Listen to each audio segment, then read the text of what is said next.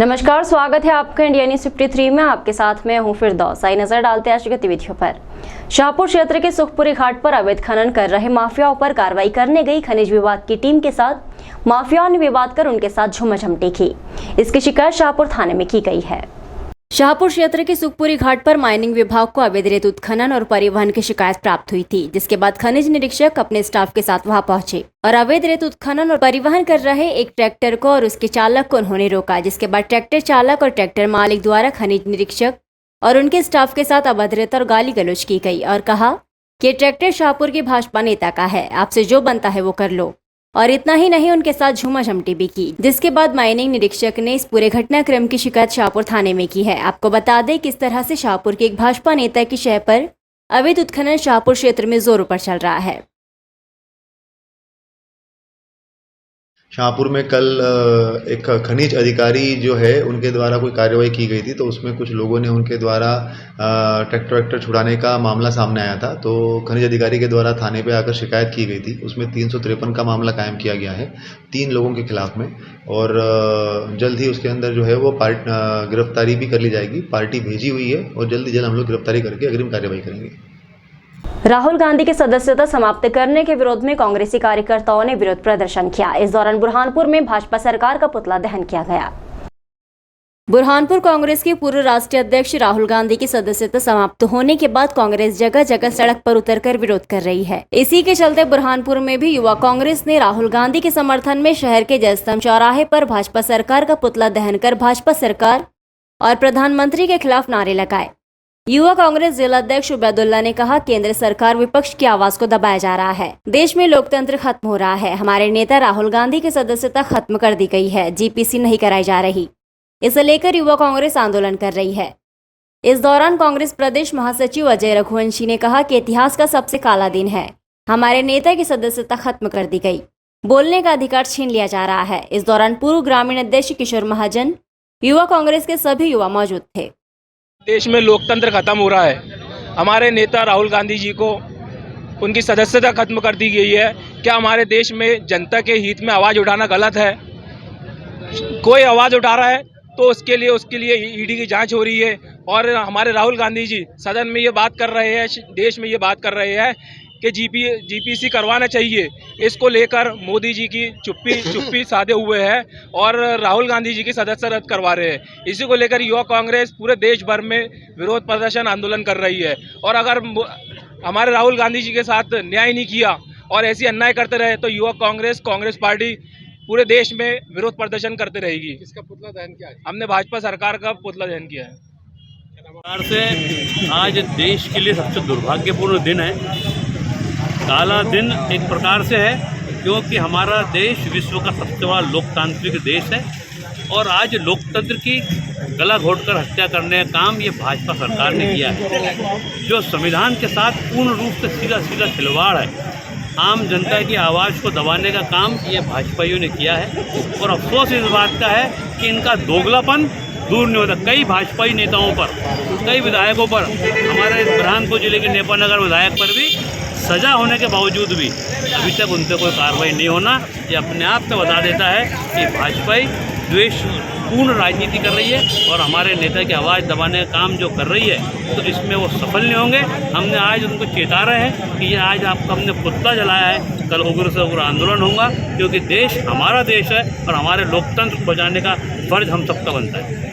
Police थाना लालबाग क्षेत्र अंतर्गत लोनी बहादुरपुर मार्ग पर मंगनी से लौट रहे क्रूजर वाहन के सामने अचानक पिकअप वाहन के आ जाने से क्रूजर वाहन पलटी हो गई, जिसके कारण क्रूजर वाहन में बैठे 15 यात्री घायल हो गए। बुरहानपुर में बीती रात बड़ा हादसा हो गया, जिसमें मेथाखारी के 15 ग्रामीण क्रूजर वाहन से रावर के निबुलखेड़ा गांव के रमेश की बेटी संता की मंगनी कर लौट रहे थे। रात 11 बजे बुरहानपुर में प्रवेश करते ही लोनी बहादुरपुर रोड पर सामने से पिकअप वाहन आ गया। उसे बचाने के चलते क्रूजर वाहन पलटी खा गया, जिसमें लगभग 16 लोग सवार थे। घटना के बाद चीख पुकार मचने लगी। लोगों ने तुरंत एम्बुलेंस को फोन किया। एम्बुलेंस ने सभी घायलों को बुरहानपुर के जिला अस्पताल में भर्ती कराया है। घायलों में 9 पुरुष और 6 महिलाएं शामिल है। सभी को गंभीर चोट आई है। अभी फिलहाल सभी का उपचार अस्पताल में चल रहा है। जिला अधिवक्ता संघ बुरहानपुर के अधिवक्ताओं की साधारण सभा आयोजित की गई। साधारण सभा में सर्वसम्मति से राज्य अधिवक्ता परिषद जबलपुर द्वारा 3 दिनों तक न्यायिक कार्य से विरत रहने की निर्देश का पालन करने का फैसला लिया गया। आज शनिवार को भी अधिवक्ताओं ने कोई न्यायिक कार्य नहीं किया। मध्य प्रदेश राज्य अधिवक्ता परिषद जबलपुर के आह्वान पर प्रदेश भर के सभी अधिवक्ताओं द्वारा 23 मार्च से 25 मार्च तक कार्य से विरत रहने के लिए गए निर्णय पर आज तीसरे दिन भी जिला अधिवक्ता संघ के सभी अधिवक्ता कार्य से विरत रहे। प्रदेश भर के सभी अधिवक्ताओं के अपने न्यायिक कार्य से विरत रहने के फैसले पर माननीय उच्च न्यायालय ने संज्ञान लेते हुए अवमानना की कार्रवाई करने का आदेश जारी किया।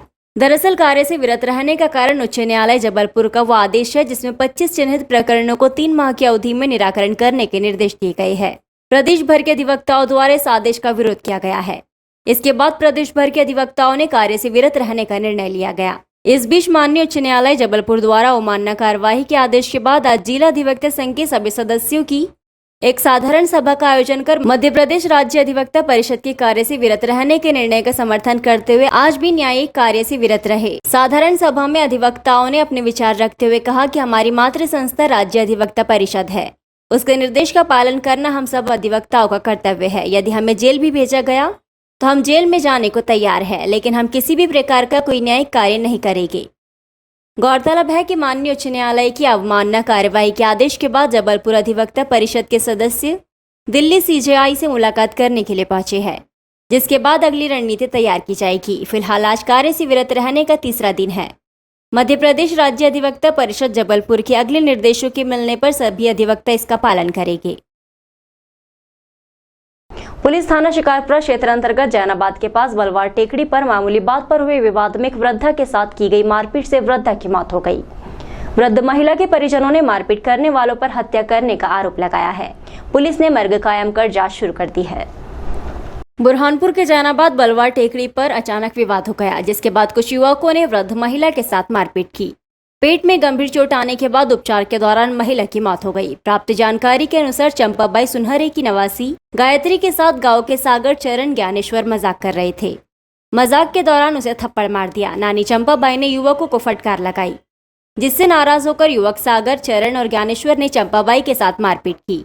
चंपाबाई का हाल ही में पेट का ऑपरेशन हुआ था। युवकों की मार महिला के पेट पर लग गई, जिस कारण महिला की हालत गंभीर हो गई। उसे परिजनों ने निजी अस्पताल में भर्ती कराया, जहां महिला के उपचार के दौरान देर रात 12 बजे मौत हो गई। इसके बाद मृतका के पुत्र धनराज शांतिलाल सुनहरे ने गांव के सागर और ज्ञानेश्वर पर अपनी मां की हत्या का आरोप लगाया और उनके खिलाफ सख्त कार्रवाई की मांग की है। महिला का पोस्टमार्टम कर शव परिजनों को सौंप दिया गया है। कल रात को लगभग बच्चों की जो 18-19 साल के बच्चे थे, उनकी लड़ाई के बीच में जो है एक बच्चे द्वारा, चारण समाज का एक बच्चा था सागर चारण, और उसके 2 साथी, उनके द्वारा एक महिला को जब पेट में घुसा मारा गया तो उसकी तबीयत बिगड़ गई। उसको अस्पताल में भर्ती करवाया था। उसी में एक 323-292 का जो मारपीट का मामला था, गाली गलौज का, वो कायम किया गया था रात में। मगर आज सुबह जो है वो महिला की तबीयत ज़्यादा बिगड़ी और उसके बाद में उसकी मौत हो गई। उसका बच्चादानी का ऑपरेशन हुआ था, तो इंटरनल ब्लीडिंग की वजह से उसकी डेथ होना जो है वो बताया जा रहा है। पीएम रिपोर्ट के लिए बॉडी भेज दी गई है। जैसे ही पीएम रिपोर्ट आ जाएगी उसके हिसाब से हम लोग जो है वो सेक्शंस बढ़ाकर अग्रिम कार्यवाही भी कर लेंगे। अभी तीनों आरोपी में से एक आरोपी सुबह राउंड अप हो गया था, बाकी 2 के लिए भी टीम भेज दी गई है। जल्दी उनको भी राउंड अप कर लेंगे।